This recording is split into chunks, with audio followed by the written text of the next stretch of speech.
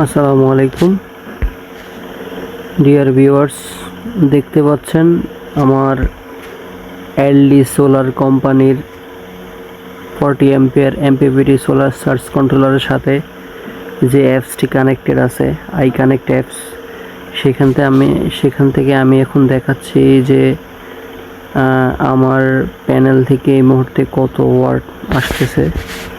তো যদি দেখি আমরা, এখানে দেওয়া আছে এই মুহূর্তে 29 ভোল্ট 3.4 অ্যাম্পিয়ার, কনস্ট্যান্ট থাকতেছে না, আসছে 96 ওয়াটের মতো, যেটা পিপি থেকে কনভার্ট করে ব্যাটারিতে 3.5 ভোল্ট 7 অ্যাম্পিয়ারে রূপান্তর হচ্ছে। তো দেখছেন ব্যাটারি চার্জ হচ্ছে।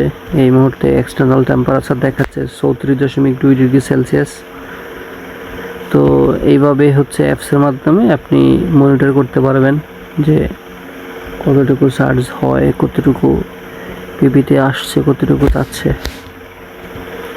তো এখানে দেখা যায় যে আমি টোটাল চার্জিং অ্যাম্পিয়ার আওয়ার কতদিন চলছে, কতবার লো ভোল্টেজ হয়েছে, full charge, total power generation, সব কিছু এখানে দেখতে পাওয়া যায়।